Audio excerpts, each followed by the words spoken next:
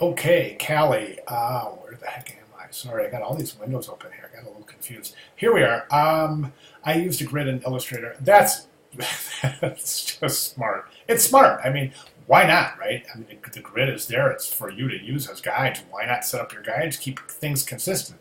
That's how it works. Letterform, designing fonts and letter forms is very, very much about alignment and pinpoint accuracy. So absolutely use a grid without question. All right, good written synopsis here, kind of give us a reminder of where we're at. Let's jump over to the letter forms. I think that we're looking good here, looking really good. Got some really nice consistency, and I think you've done a nice job determining that. Well, you've only named 3 areas, but let's go through this. You're saying you use the P to help create the R. I'd like you to use a little more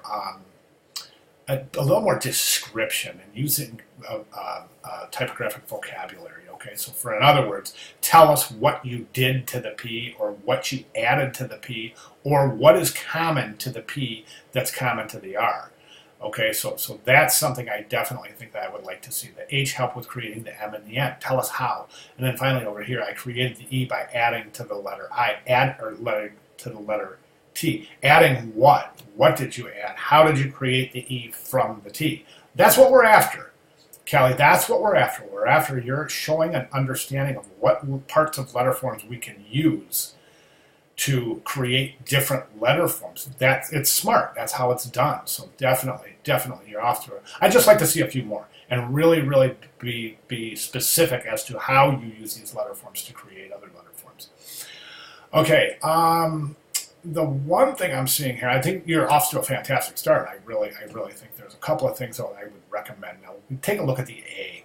The A seems to be not as wide. It doesn't have a solid base to stand on like some of the other letter forms, okay? So we can see the N and the H. They're not going anywhere. I mean, they're solid. But that A, it just seems like the angle of that opening of the A could be a little bit wider. So the letter A itself could be a little bit wider.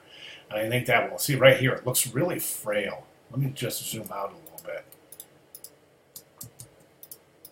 And you can see what I'm talking about. See the A? It looks really frail there. It doesn't look like it has a good foundation. It looks like it could tip over. It doesn't have a good solid foundation. So widening that, opening that angle, widening that I think it's really going to help. From this distance too, we can see, and this is a great thing to do, is to zoom out. Zoom out, see what you see. Zoom in, see what you see. Okay, go to your view, rotate your view, see what you see. Okay, and one of the things I'm seeing here when I'm doing this, let's rotate that view again.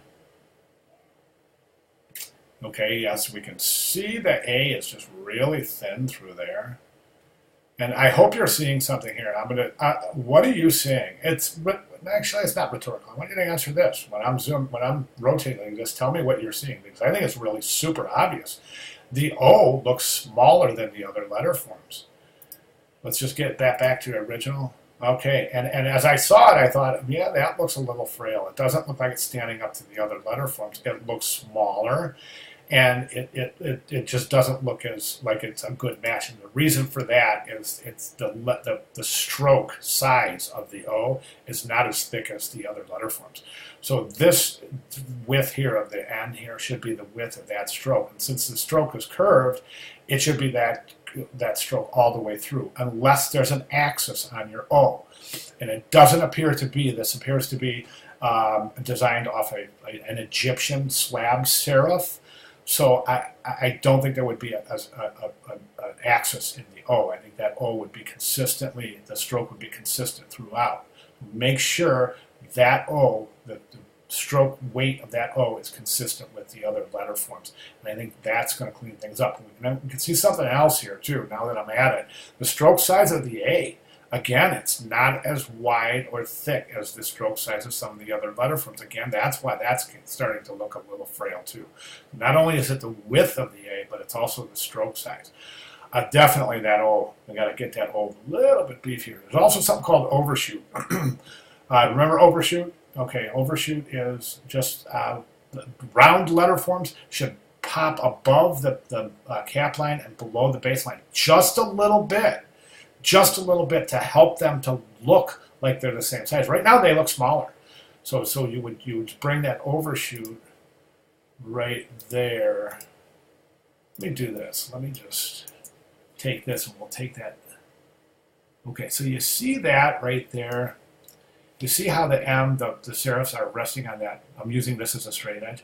And see how the O, it just doesn't. The O, you'd want to reach down below that line just a little bit, just to create the optical illusion that it's bigger than it is. Okay, so, all right, those are my recommendations. Fantastic start. I'm loving the way this is going. I'm just also a little concerned about the M and that serif in the crotch of that M right there. And that is called a crotch, by the way. So that serif right there, it's a little bit too weighty. Try it. I mean, if you want to stick with it, stick with it. But let's see how it pans out. Right now, boy, yeah, let's see what happens. Keep an eye on that serif right there, on that M right there in the crotch of that M. We may consider removing that at some point, but we'll see. All right, great start. Questions? Oh, and then so finally, so moving forward, let's go ahead and make those changes, and then also go ahead and really give more detail on how these areas are used to create other letter forms. Give one or two or three, two or three additional examples too of areas that can be used to create new areas. All right, great job. Questions, comments, concerns? Let me know. I'll be glad to clarify. Thank you very much, Callie.